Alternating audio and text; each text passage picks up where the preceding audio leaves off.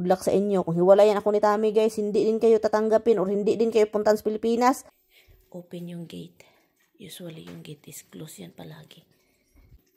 Pero, this time, the other day, naka-open talaga. Naka-robe pa rin tayo, no? Ang ginaw. Tubagin ko lang itong ating bakit daw pina-stop ko yung pagpadala sa Pilipinas. Ano yun? 2000, pina-stop ko yung pagpadala 2015, 2014. Palagi si Taming nagpapadala. Pero pina-stop ko guys. Kasi po, bata-bata pa yung parents ko that time. And, nagda-drive po yung papa ko. At sila lang naman, tatlo lang naman sila sa bahay. Yung parents ko at saka yung bunso namin. Bata pa yung bunso namin at that time. And then, yun yung time na naghanap kami ni Tami ng bahay. Nahanap namin itong bahay na to, 2016. At kailangan naming mag-ipon. Gastador kasi yan si Tami, mahilig na magasto. Alam nyo naman yan, mahilig mamili. At saka yung pera niya that time is, hala, ang lakas ng hangin. Ang dami niyang ginagastos. Yun lang yung masasabi ko. Bahay ni Bianan, siya yung palaging nagbabayad, gano'n. Basta, mga lahat-lahat, pati yung kapatid guys. Kami yung basta, mauna na siya guys, makalagot, maghuna-huna, basta mauna na siya. At yun, so sabi ko, ipa-stop muna natin yan.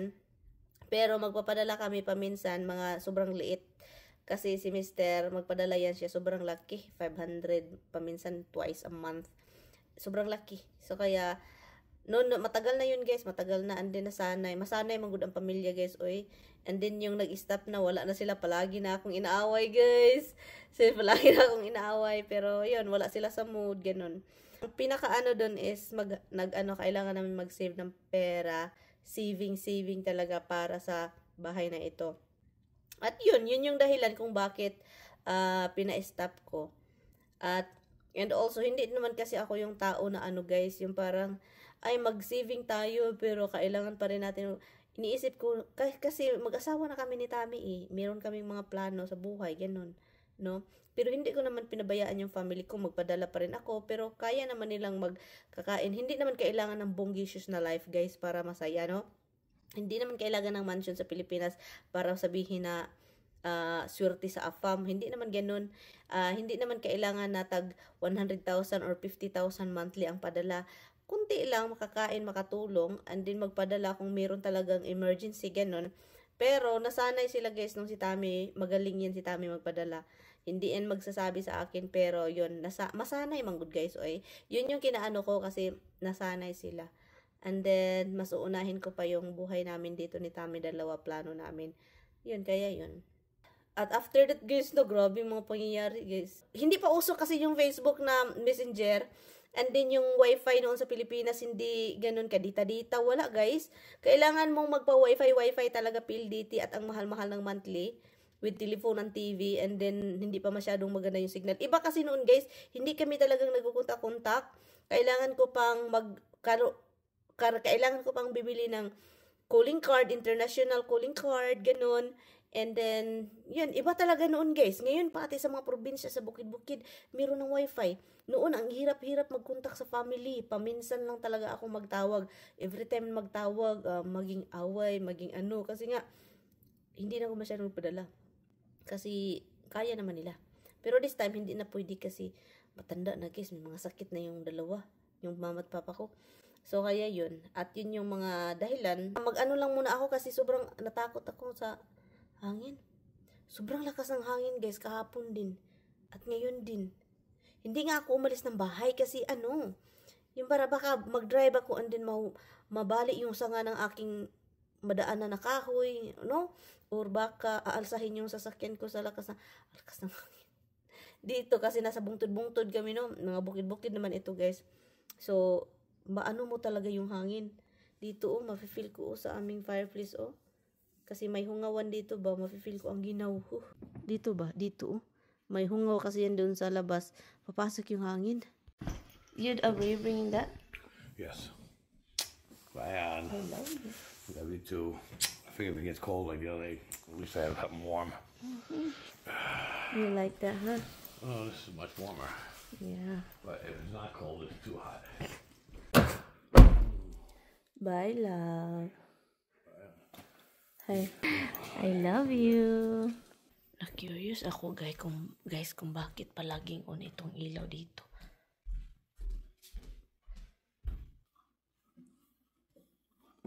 Kita na niya. Palaging may nag-sensor nito. May dumadaan or something. Ano kaya kanina pa ito ba? Ano kayang dumadaan dyan palagi? Kanina pa ito. Doon din sa likuran. Ako yung natatakot baka ano. Alam niyo ba bakit natakot ako guys? Kasi the other day, open yung gate. Usually yung gate is closed yan palagi. Pero, this time, the other day, naka-open talaga yan. So, kaya natakot ako. So, balik ako matulog. Wala si Tami. May nagtanong, no? Paano daw kung ang lalaki is widowed na, patay na yung asawa, and then merong 2 anak, 12 and 10 and 12. So, depende yan guys, okay? Kapag ganun guys, and then in love kayo, wala naman kayong choice, no? Nakahanap kayo ng afam, meron kayong nabingwit, meron kayong nakita. Sasama kayo kasi baka hindi na kayo makakita ng ibang afam. Pero guys, ito lang yung masasabi ko sa ganyan. Okay naman yung ganyan guys kung may pamilya, basta i-priority ka lang. Okay, pero when it comes to kids, sa mga bata, hindi tayo pwedeng makipag-away dyan. Kasi masasaktan tayo kasi mafe-feel natin na hindi tayo priority. Hindi ko to sinasabi kasi na experience ko, pero ilagay ko yung sarili ko sa mga ganyang Pinay na may mga ganyang sitwasyon. Mafe-feel talaga din natin na masakit, yung parang may silos-silos, tampo-tampo, gano'n. And sabihin na natin na, anak yan, dugo yan guys, kadugo. Hindi yan pwedeng i-ignore ng isang afam, isang ama, no? Mapinoy man yan, ang mga Pinoy, wag na lang, basta kay talking about afam. Pero yun siya, magsilos pa rin talaga kayo. Sino man yung mga nasa sitwasyon, may mga Pinay din na magaling magtago guys ng mga naramdaman, okay? Magaling magpa-pretend na okay lang lahat, okay? May mga ganyang tao. May mga tao din na katulad ko na hindi kayang itago, ipalabas ang dapat ipalabas na mga baho ng utot. Muna siya. Pero kapag kung wala na yung asawa, okay na yun guys. Okay na yun, pero anak, wala tayong magawa. So kung ang asawa, ito kasi yung pinaka-problema, yung last video ko, ang pinaka-main point ko is yung mga ex-wife. Okay? Mga ex-wife. Talaga kasi may mga ex-wife din connection pa sa mga asawa nila dahil nga sa mga anak. Kahit yung iba na walang anak guys and then ex na siya, may mga connection pa yung iba. Pero sa afam, depende yan sa afam guys. Kung ang afam mo is siya, yung parang hindi niya binavalue yung feelings mo, na wala siyang pakialam kung anong naramdaman mo at hindi ka inuuna, walay ayo ng afam guys, pangit yan na ganyang klaseng afam. Dapat, sa una pa guys, parang ang hirap mag-adjust ng mga afam kasi iba ang kultura nila. Ang kultura kasi natin mga Pilipino, clingy tayo at maglambing-lambing. Ang mga Pinoy na mga lalaki kasi is iba. Mafe-feel natin yung, lambing-lambing. Pero ang mga ibang lahi guys, iba ang kultura nila guys. Magtuwad baliskad ka man dyan, magtambling-tambling, hindi. Dahil nasaktan ka, wala silang pakialam. Wala silang pakialam. Dapat kausapin mo. Like heart to heart talk. Ayaw nila yung, yung parang magtampo-tampo ka, magtambling-tambling ka din, iyak-iyak ka, magtago-tago, maglakla ka sa bedroom or sa bathroom. Wala yan silang pakialam. Okay, pabayaan ka nila hanggang kailan mo gusto kung magtago-tago, magtampo-tampo. Yun. So, kaya yun. Iba ang Pinoy. Pero yun, may mga afam din kasi din na mahilig silang i-comfort ka, ganun. Merong mga ganyan din. I-comfort ka, yung parang i-priority ka, ma-feel ka, ma-feel mo na priority ka, so hindi ka na mag-alala. Pero guys, when it comes to mga kids and then napasabak na kayo, napasubok na kayo sa ganyang sitwasyon, and then my kids, lamunin lahat ng sakit guys. Lamunin ninyo lahat yung naramdaman ninyong tampo, ganun. Lamunin ninyo. Kayanin ninyo, ganyan lang guys, para makasurvive dito sa Amerika. Okay, kung gusto talaga ninyo ditong tumira sa Amerika, and gusto talaga ninyo mamuhay dito sa Amerika, lamunin ninyo ang sakit. No? Pero easy to say na ilamunin natin, pero praktikalan guys, i-practical na lang ninyo yung sarili ninyo. Sabihin na lang ninyo, kailangan tayo, kumpleto tayo na dito ng papel, di ba? Bago natin ito iwan. No, wag naman. Kung in love kayo sa lalaki, wag naman yung iwan. Pero yun lang yun siya.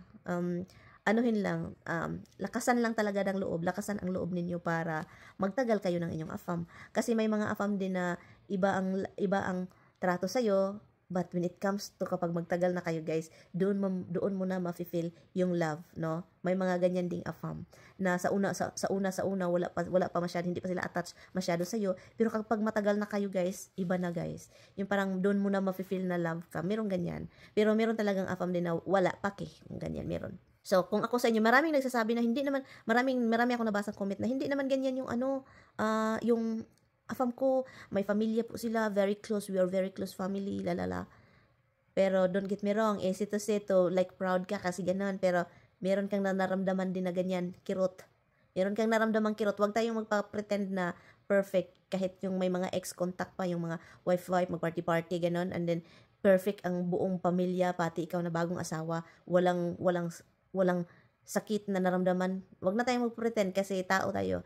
Makaramdam tayo ng mga hindi magagandang iniisip natin, and then yung iniisip natin dito papunta sa puso natin na, ay, nasaktan ako, ganun. So, walang perfecto guys, kahit sabihin natin na close kayo, walang perfecto. Maramdaman pa rin ninyo yung sakit. Kasi alam ko din, yung mga ex na mga afam natin, or mga ex ng afam ninyo, yung mga unang asawa na naghiwalay na, ang kanilang naramdaman din is, meron silang maramdaman na, kaunting kirot, kasi sabihin na, oy, may bagong asawa na yung ex ko, paano na yung mga anak ko? Ganyan. So, ganyan po yan. Paano na yung mga anak ko? You think the stepmother will love my kids? Or mag-talk ba, mag-backbite ba yung new wife? Siraan ba yung mga anak ko? Ganyan. Oh? Pero ang mga tao kasi dito, most of them are they're not, bungangera. Hindi sila prangka. Hindi sila katulad ng Pinoy na ilabas talaga lahat. Hindi sila ganun, guys. Depende na po na sa pag-personality, pero yun lang yung masasabi ko. Taas na sa ating video. Iwan na sa Batman. Na-notice ko dito sa social media, may mga tao talagang ganyan. Like, ito siya, desperada, DC ha. Iwan na daw ako dapat, iwan ako ni Tommy, or Tommy leave her, o kahit anong gawin ninyo, ikanta ninyo yan ng Christmas caroling, guys. Hindi yan mangyayari, guys. Kahit magluhod-luhod pa mo asin, guys, paingon sa inyong simbahan, hindi yan mangyari, guys. Kasi alam ko talagang tinadhana kami ni Tommy, sabihin na naman ninyo, ay tinadhana, may edad na, magbuot man mo, ay magbuot diha. Kaya mura mo gigwahon. But anyway, so may mga taong ganyan guys, na parang hindi talaga sila masaya. Kung masaya ka sa marriage mo, sa family mo, maganda yung trabaho mo, marami kang kita, ganun. Kahit anumang ganap mo sa buhay, may mga tao talagang ayaw sa mga ganyan guys, magagalit sila.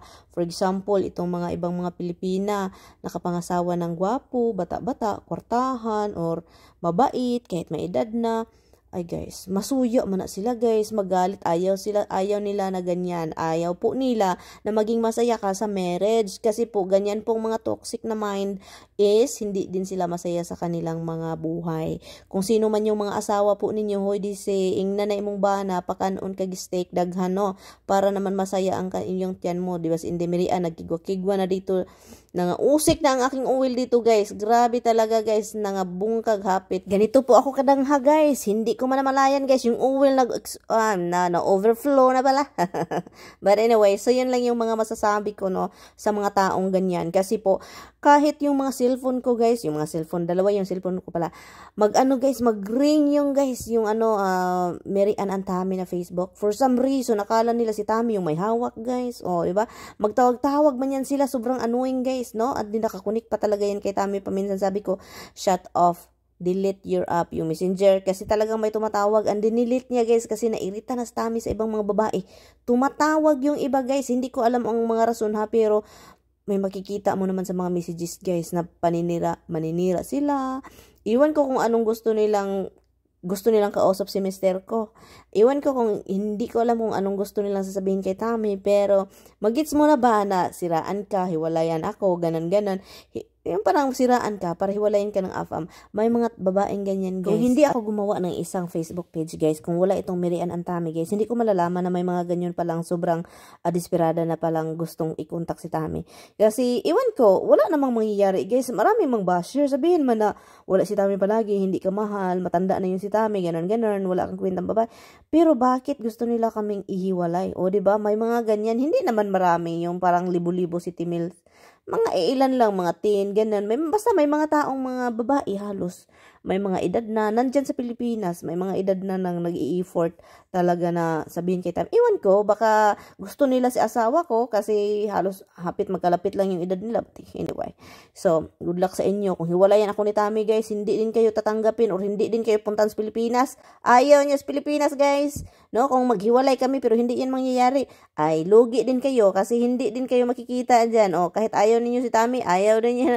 Sobrang init ng weather kasi dyan sa Pilipinas, ayaw niya magpunta, hindi kayo mahanap.